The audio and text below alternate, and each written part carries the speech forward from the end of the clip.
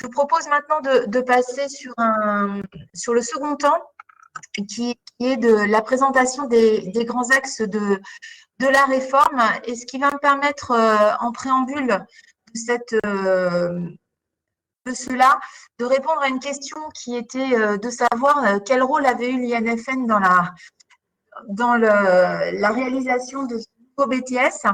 Alors, hop, j'ai juste un petit… Voilà. Hop, plus à faire passer mon diaporama. Pardon. Hop, c'est là. Et je deviens présentatrice. Voilà. Et voilà. Donc, pour agrandir le diaporama, vous avez un petit carré avec 4 flèches en haut à gauche de la diapositive. Donc, si vous le faites, vous avez le diaporama en plein écran, ce qui vous permettra peut-être de mieux voir, de mieux lire les diapositives.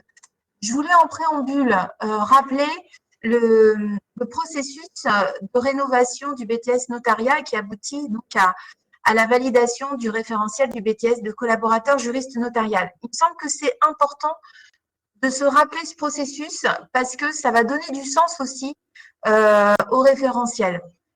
Au départ, on a bien une demande conjointe de la profession et du président du Conseil supérieur du notariat et à la fois de la DGESCO, la Direction générale de l'enseignement scolaire. Donc, cette demande a eu lieu en mars 2020, juste avant le confinement. Donc, on a pris après un petit peu de retard. Je ne vais pas vous rappeler les contextes. Mais dès que le confinement a été levé, et d'ailleurs même pendant le confinement, avec un groupe qui a conduit la rénovation composée de 3 IAIPR et d'une quinzaine d'enseignants et de membres de professionnels et de membres de l'INFN, de réaliser des entretiens auprès d'un panel de notaires, et également de réaliser une enquête auprès de jeunes diplômés afin d'analyser justement les attentes de la profession. Ce premier travail de démarche explorative a permis de rédiger ce que l'on appelle le répertoire des activités professionnelles, qui a été présenté devant la commission paritaire consultative en mars 2021. Il est important toujours de se rappeler qu'un BTS est un diplôme professionnel et à ce titre-là, ce sont ces commissions paritaires consultatives qui nous suivent pendant tout le processus et qui interviennent à différents moments pour nous demander où on en est de notre travail, pour aussi nous permettre de prendre du recul par rapport à ce travail et qui, en dernier lieu, donneront un avis qui permettra la validation du référentiel. Une fois ce répertoire des activités professionnelles élaboré, il a fallu réfléchir à la structuration du diplôme et donc à la structuration du référentiel des compétences. Et cela s'est fait effectivement avec une collaboration forte avec l'INFN. Et on a pu ainsi confronter, j'ai envie de dire, nos différentes cultures, puisque l'éducation nationale a sa propre culture, a ses propres objectifs, et puis de l'autre côté, l'INFN, porteur de la profession, a aussi sa propre culture, et il a fallu nous retrouver notamment sur des termes, que les termes aient bien une bonne explicitation côté éducation nationale et côté professionnel. L'idée, c'était que ce référentiel puisse avoir du sens pour les enseignants, mais également pour les notaires, et que tout le monde s'y retrouve. On avait cette ambition-là, qui était une ambition forte pour nous. Donc, on a essayé de comprendre des logiques professionnelles, de prendre en compte les évaluations, et surtout, on a eu la chance, et ce n'est pas le cas pour toutes les rénovations de BTS, d'avoir une relecture régulière des travaux par des représentants de la profession. Ces relectures régulières, elles nous ont permis à la fois d'expliciter nos attentes et puis en même temps de s'assurer qu'on ne s'éloignait pas justement des attentes de terrain. Et une fois que tout ça a été écrit, il a fallu élaborer le cadre réglementaire et puis ensuite de présenter ce référentiel des compétences aux différentes instances, que sont le Conseil supérieur des lycées, puisque le BTS se déroule au sein des lycées, le Conseil supérieur de l'éducation, donc là on est beaucoup plus large, et côté ministère, de l'Éducation nationale, du sport et de la jeunesse. Côté CNESER, qui est le Conseil national de l'enseignement supérieur et de la recherche, puisque le BTS est un diplôme d'enseignement supérieur, et in fine, présentation à la CPC qui valide ou non le référentiel, et là, il a été validé à l'unanimité.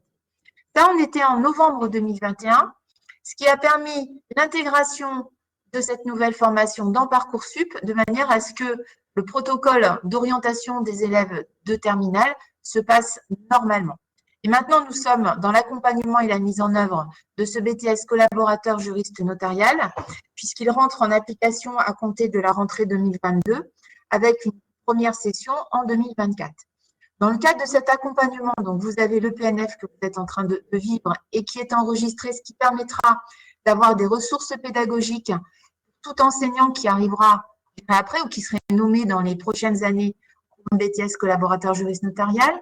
Il y a un guide pédagogique qui va être publié sous 10 jours et que l'on va demander de consulter pour le second temps. Et puis, il y aura également la mise en place d'espaces ressources. On en reparlera un petit peu plus tard. Donc voilà, un processus de rénovation qui a pris du temps, mais vous voyez, on est dans le monde professionnel, donc on ne s'écarte pas et on ne fait pas notre formation juste à l'intérieur de l'éducation nationale. On part d'une situation de terrain. J'ai toujours tendance à dire il faut savoir d'où l'on part pour après se donner des objectifs. Aujourd'hui, les diplômés du BTS notariat intègrent majoritairement le secteur du notariat. Les 3/4 d'entre eux, ils intègrent. On est sur le graphique que vous avez, c'est le vert foncé, le bleu foncé et le jaune. Vous voyez qu'au fil du temps, ça prend même un peu plus de proportions et que dans 2018, on flirtait avec les 80%. Donc, on a soit en fait une intégration en licence professionnelle métier du notariat, soit globalement une insertion professionnelle directement dans les offices. Donc, on est sur un diplôme dont le débouché professionnel est quand même très clair.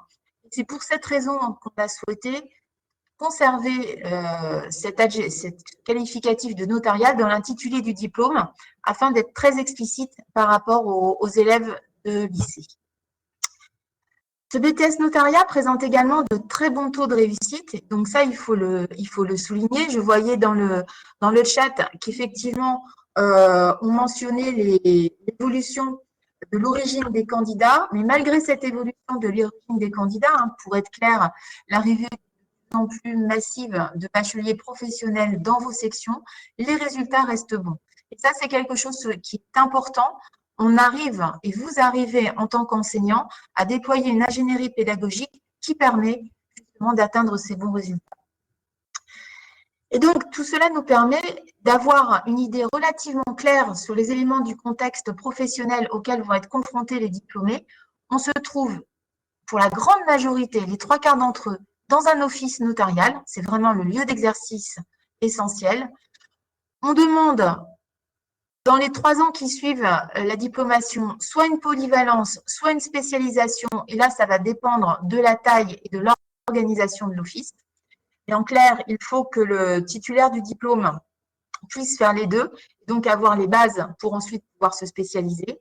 On est essentiellement sur des tâches autour de la rédaction d'actes simples, l'exécution de formalités, la négociation de biens à vendre ou à louer. Et puis, on nécessitent une veille juridique et de comprendre l'environnement numérique dans lequel ils sont, de pratiquer, mais aussi d'en comprendre les enjeux.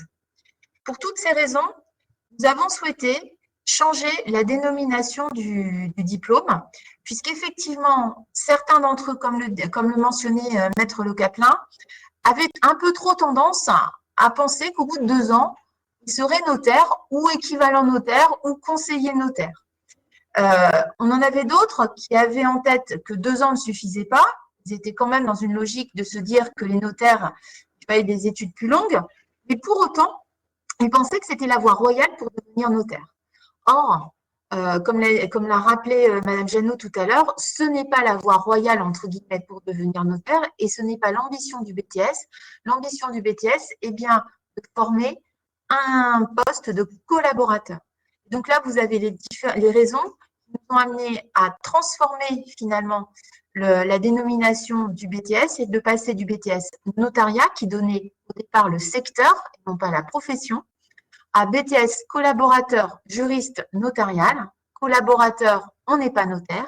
Juriste, on est sur une profession sur une formation qui est essentiellement basée sur le droit. Et notarial, ça nous donne l'insertion professionnelle. Alors, ces évolutions professionnelles, elles sont importantes.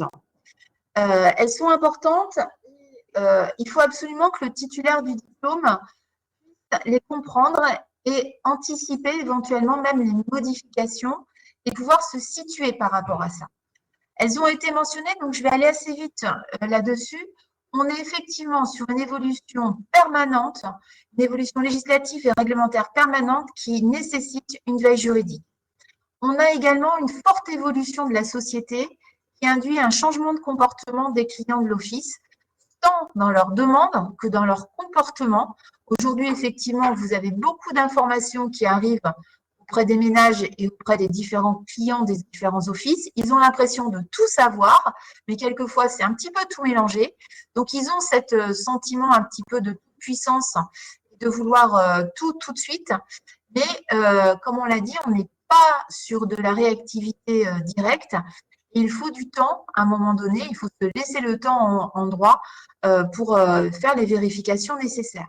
On a un développement du numérique et des relations digitales qui sont très importants et qui posent de vraies questions au niveau de la profession. Et les 2 derniers congrès, d'ailleurs, portaient sur ces évolutions. Donc, on voit que la profession réfléchit à tous les impacts que va avoir ce développement du numérique et peut-être même à terme des impacts sur la blockchain.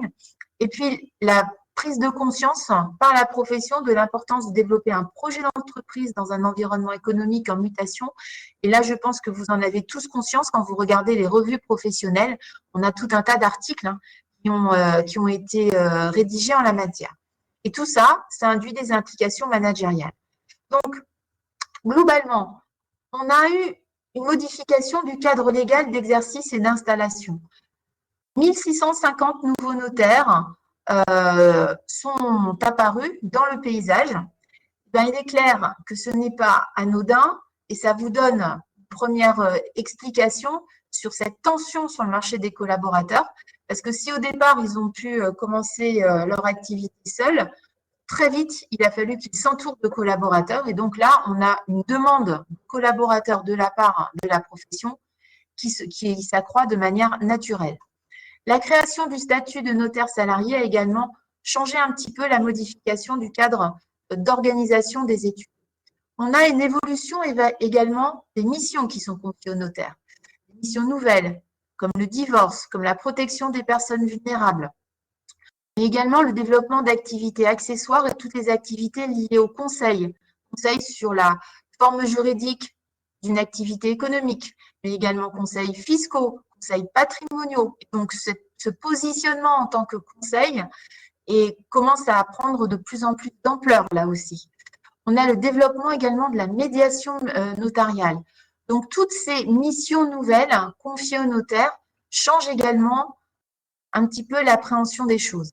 Et puis, on a une complexification du droit avec une internationalisation des échanges, mais tout simplement parce qu'on a des personnes qui aujourd'hui bougent de plus en plus, sont de plus en plus mobiles. Donc, on a beaucoup de couples, par exemple, avec une binationalité. Ça arrive de manière très fréquente. On a souvent des contrats aussi entre un partenaire français et un partenaire étranger. Tout ça, c'est à prendre en compte.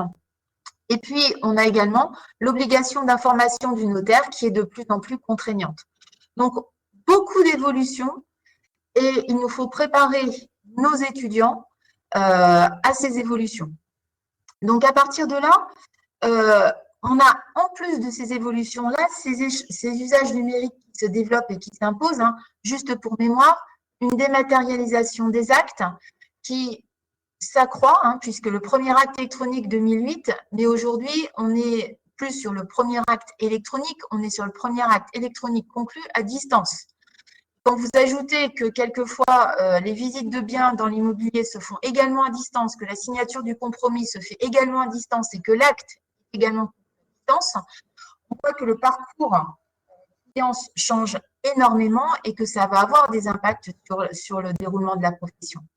On a une multiplication de la consultation d'outils en ligne dans les pratiques professionnelles et on a une évolution de la blockchain, l'essor des legal tech. Donc, on a en fait une complexification qui va se traduire par un formalisme de plus en plus important. Il faut vraiment avoir en tête que quand l'outil numérique commence à se déployer, effectivement, il y a des choses qui ne sont plus faites par l'être humain, mais ce qui est absolument fondamental, ce sont les informations qui sont rentrées dans la base de données. Et ces informations, elles sont fondamentales parce qu'elles vont conditionner tout le reste du traitement. Donc là, il y a une responsabilité peut-être encore plus forte qui va peser sur les épaules des collaborateurs niveau BTS, collaborateurs de base. Alors, voilà, est-ce qu'on est sur T2? Enfin, la classification, on va voir, mais en tout cas, quand on rentre quelque chose, une information dans un système numérique, il faut vraiment s'assurer de sa justesse parce qu'il en va de la qualité de ce qui va être produit ensuite. Et puis, il faut surtout être capable de donner une prestation de conseil ou d'explicitation des actes et des faits qui sont donnés. Donc, on voit qu'il y a un petit déplacement là aussi dans les compétences et dans les attendus professionnels. Alors, deuxième point, il y a une mission de service public qui est réactivée. Le notaire authentifie les actes. On garde les 3 domaines principaux que sont les personnes, la famille, le patrimoine familial, l'immobilier et l'entreprise. Et cette dématérialisation des actes, mais également des procédures, induit une posture déontologique encore plus forte. Et l'exemple qui était donné du répondre à tous, qui peut divulguer en fait des informations personnelles d'un client, et ben c'est dramatique. On n'a pas la sensation de faire une faute déontologique parce qu'on appuie juste sur un bouton. Je caricature un peu les choses, mais derrière, il y a vraiment cette conséquence-là. Donc, il faut que ça soit très clair pour les titulaires diplômes. Donc, à partir de là, si j'arrive à passer, voilà, il fallait une adaptation nécessaire de la formation. Donc, on a cherché, en fait, à réaliser plusieurs choses. On a introduit des notions juridiques, notamment en relation avec la problématique de la sécurité des données. Mais on a aussi une formation qui va s'appuyer sur les exigences fondamentales de la profession, la déontologie notariale, la rigueur juridique accrue pour la consultation et la suivi des dossiers et la rédaction d'actes et de clauses. Donc, en fait, on a cherché à actualiser les enseignements juridiques, à introduire les usages liés à la digitalisation de la profession, les problématiques inhérentes à ces nouveaux usages, et puis de réaffirmer la professionnalité de cette formation afin de favoriser l'intégration professionnelle. Vous l'avez compris, il y a du travail pour nos diplômés et quelquefois, il va falloir se poser la question aussi de la valeur ajoutée de la licence professionnelle. Elle peut avoir vraiment une valeur ajoutée, pas toujours. Et surtout, de développer la rigueur et la prise de conscience de la responsabilité du collaborateur. C'est tout le sens de la mission du collaborateur qui était développée tout à l'heure par Mesdames Lambert et Le Caplin. Alors, cette structure de diplôme, elle est conçue pour répondre aux attentes de la profession. Retour sur le RAP, on a identifié 3 pôles d'activité professionnelle. Le premier pôle, ça a été très vite, il est apparu, l'accompagnement du client selon les règles déontologiques avec 3 grandes catégories d'activités. L'explication au client du statut d'officier public et ministériel et de la mission de service public du notaire. Donc vraiment de faire comprendre au client ce qu'est un notaire et ce qu'il va vivre en venant dans un office. Mais également l'accueil et l'accompagnement du client en respectant les règles de déontologie et tout ce qui va être de l'ordre de la gestion du dossier dans le respect des règles de déontologie et de sécurité des données. Donc ça, c'est vraiment quelque chose qui est apparu très vite et vous l'avez vu, il a été mis en exergue à la fois par Mesdames Lambert et Le Caplin. Et puis, on va retrouver 2 autres pôles qui sont plus classiques et que vous connaissez peut-être un petit peu mieux. La conduite d'un dossier en droit des personnes, de la famille, du patrimoine familial et la conduite d'un dossier en droit des biens dans le domaine immobilier ou de l'entreprise. Dans la conduite d'un dossier en droit des personnes, on va retrouver tout ce qui relève de la filiation, mais également tout ce qui relève des unions et des désunions, l'organisation de la protection des personnes vulnérables, la conduite d'un dossier de libéralité et puis le règlement d'une succession. Pour ce qui est du dernier pôle, on va avoir ce qui va concerner le domaine de l'immobilier avec la pratique des opérations immobilières, la pratique des baux, la pratique des contrats préparatoires et la pratique de l'acte de vente ainsi que les négociations immobilières, également tout ce qui relève plutôt du droit de l'entreprise avec la contribution aux opérations sur fonds de commerce et la pratique des actes notariés en présence d'une entreprise. Ces trois pôles d'activité professionnelle s'appuient sur deux champs incontournables. Le droit. On est une formation juridique. Et ça, il ne faut pas avoir peur de l'affirmer, et notamment vis-à-vis des lycéens. On est vraiment, le droit a une place très particulière dans cette formation. Il est indispensable pour qu'on puisse ensuite construire des compétences professionnelles. Et puis, comme on est sur un secteur en évolution perpétuelle, il faut comprendre l'environnement de l'activité notariale pour permettre à nos titulaires de diplôme de pouvoir s'adapter aux différentes évolutions. Enfin, le stage. Il y avait une question tout à l'heure sur la participation du notaire. Alors, je ne sais plus comment elle était. On fait des petits papiers, excusez-moi, je regarde à côté. Mais c'était sur la participation des notaires à la certification. Ça ne va plus tout à fait se faire par le biais d'un oral, mais par le stage et vous allez voir par certaines modalités d'évaluation. Alors, pour ce qui est du stage, on a voulu lui donner une force un petit peu plus importante. On a maintenu la durée de 12 semaines à temps plein. Alors, ne vous perdez pas sur les jours et autres, c'est juste des garanties pour tous les établissements hors contrat qui, quelquefois, nous font des choses un petit peu particulières, hormis l'INFN avec qui on a un partenariat particulier. Mais globalement, ce que l'on attend dans une optique pédagogique, ce sont 2 périodes d'immersion professionnelle. Éventuellement, on peut en avoir 3. Dans le cas où vous souhaitez continuer à proposer un stage court d'observation en début de cursus pour démystifier un petit peu ce qu'est un office notarial. Je ne prends pas parti. C'est aux équipes de choisir ce qui leur semble le mieux. Mais si on est vraiment sur un stage court, il reste court, de manière à avoir 2 grandes périodes d'immersion. Au niveau des objectifs du stage, ils ne sont pas différents par rapport à d'autres. Par contre, il y a 2 nouveautés. La possibilité d'un stage à l'étranger pour une durée maximale de 8 semaines dans un pays inscrit sur la liste fournie par l'INFN. Et donc, il y a des pratiques proches de celles de la France. Mais vous voyez qu'on garde 4 semaines, dans ce cas, sur un stage en France. Et puis, la possibilité de compléter ces 12 semaines de stage par 1 ou 2 semaines d'observation auprès d'une organisation partenaire d'un office notarial. Ça peut être un service d'urbanisme, ça peut être le service des hypothèques, ça peut être un cabinet de généalogie. Autant de terrains d'observation qui sont importants pour comprendre la profession de notaire, mais aussi peut-être pour se forger un projet professionnel personnel et aller, pour les 25% qui ne vont pas en office notariaux, développer un autre projet dans un autre milieu professionnel.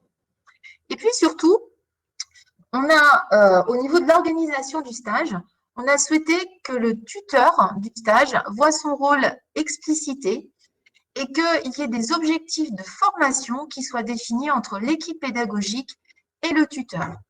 Notamment, ces objectifs de formation seront donc évalués au cas par cas et on pourra là peut-être trouver ce que l'on évoquait tout à l'heure, à savoir l'utilisation et l'observation d'outils numériques dans le cadre des offices, qu'on ne peut peut-être pas faire dans le cadre des lycées. Il y aura un renforcement du rôle du stage aussi dans la formation, puisque pour certifier notamment le bloc relatif à l'accueil du client, on sera sur une certification en CCF. Et concernant l'activité 2, qui est l'accueil et l'accompagnement du client en respectant les règles de déontologie, cette activité sera évaluée au regard de l'avis du tuteur et de ce qui s'est déroulé en office. Donc là, vous voyez que les professionnels participeront bien à l'évaluation et donc à la certification. Et puis, on aura également une analyse réflexive du stage, notamment du premier stage qui est réalisé en première année, sur une réflexion autour du management et de l'insertion de l'étude dans un monde économique. Donc là, on sera vraiment sur quelque chose de personnel qui permet de prendre de la distance et là aussi de poser des problématiques de management et des problématiques professionnelles. Donc, on est sur un diplôme qui, en fait, cherche à rendre beaucoup plus concret, finalement, les enseignements théoriques. Et cela s'inscrit effectivement dans la logique des blocs de compétences. Cette logique des blocs de compétences, elle émane tout d'abord d'un cadre réglementaire, puisqu'on a eu la loi du 5 septembre 2018 pour la liberté de choisir son avenir professionnel, qui a institué l'obligation de structurer en bloc de compétences tout diplôme qui souhaite être inscrit au répertoire national des certifications professionnelles. Or, cette inscription est fondamentale pour le financement de la formation continue. Donc là, on n'a pas le choix. Il faut absolument que le diplôme soit construit en bloc de compétences.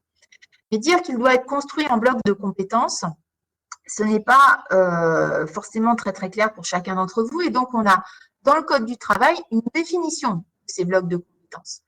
Il s'agit de certifications professionnelles constituées en blocs de compétences comme des ensembles homogènes et cohérents de compétences contribuant à l'exercice autonome d'une activité professionnelle et pouvant être évaluées et validées. La notion de cohérence, c'est qu'elle s'apprécie au regard de l'objectif de l'exercice autonome d'une activité professionnelle. Cette activité autonome, elle peut être supervisée. Donc, on n'est pas forcément sur une autonomie totale, et c'est ce qu'on l'a vu tout à l'heure, mais ça veut dire tout simplement que le titulaire du diplôme va pouvoir l'exercer sous le contrôle d'une autre. Et puis, on a l'homogénéité qui renvoie principalement à la cohérence même du bloc, c'est-à-dire qu'on a des activités qui, mises bout à bout, font sens. Alors, quelle est la structure de notre diplôme? En fait, nous avons 8 blocs. En bleu, vous avez essentiellement des blocs liés à la culture générale. Donc, culture générale, expression et tout ce qui va être lié à la langue vivante étrangère. On a fait le choix de rendre obligatoire la langue anglaise, puisque c'est celle qui permettra finalement de répondre à la plus grande majorité des clients, mais on a également en option la possibilité d'avoir une seconde langue vivante. En vert, vous avez les 3 blocs professionnels issus directement du répertoire des activités professionnelles. J'ai déjà cité donc l'accompagnement du client selon les règles déontologiques et la conduite d'un dossier en droit des personnes, de la famille et du patrimoine familial, mais également la conduite d'un dossier en droit des biens dans le domaine de l'immobilier ou d'entreprise. Et en bordeaux, vous avez 2 blocs supports que sont les éléments fondamentaux du droit qui viendront essentiellement en support des 2 blocs relatifs à la conduite, et puis conduite d'un dossier, pardon, et puis l'environnement de l'activité notariale qui sera support sur les 3 blocs professionnels. De ces 8 blocs, on constitue 6 unités certificatives. Alors, je vous rappelle que tout BTS est construit à partir de 6 unités. Alors, dans ces 6 unités, on trouve l'unité de culture générale et expression qui correspond au bloc 1. On trouve une unité de langue vivante étrangère anglaise, en fait, qui se substitue, qui se divise en 2 blocs de compétences, le bloc 2 et le bloc 3, et qui vont donner lieu à 2 sous-épreuves. Et puis, le bloc 3, les blocs 7 et 8, pardon, qui donnent lieu à l'unité 3, environnement technique, juridique, économique et managérial du notariat. Ces 3 unités d'enseignement sont les 3 unités d'enseignement général. Vous posez peut-être la question pourquoi les numéros ne sont pas en conformité avec nos blocs. C'est tout simplement pour répondre à une typologie nationale autour des BTS. 1, 2, 3, on est plutôt sur les unités d'enseignement général et 4, 5, 6, on est plutôt sur les unités d'enseignement professionnel. Le bloc 4, accompagnement du client. Bloc 5, conduite d'un dossier globalement en droit de la famille. Bloc 6, conduite d'un dossier en droit des biens avec 2 unités facultatives, langue vivante 2 et l'engagement étudiant. Les blocs de compétences professionnelles, Ils ont des nombres d'activités, de compétences variées. On est aux alentours de 12 compétences par bloc, avec un nombre, le premier, ce qui est l'accompagnement du client selon les règles déontologiques, à 3 activités. Les 2 autres ont 7 activités. Et donc, on a, j'ai envie de dire, 3 blocs de compétences professionnelles qui sont extrêmement importants et qui sont sur le cœur de métier. Et enfin, 2 blocs support essentiels, les éléments fondamentaux du droit, le bloc 7, et les éléments de l'activité notariale, bloc 8. Je garde bien évidemment la culture générale et l'expression qui est commune à tous les BTS. Et je vous rappelle que c'est la différence que l'on fait notamment entre un diplôme et un titre professionnel. Et ça, c'est vraiment important. Et la langue vivante anglaise, avec une part la langue vivante écrite et la langue vivante pratiquée à l'oral. Je suis allée un petit peu plus vite sur la fin. De toute manière, le diaporama, vous l'aurez là aussi, vous l'aurez en ressources, tout simplement parce que tous ces blocs seront détaillés plus en amont au niveau de notre journée du 31 mars.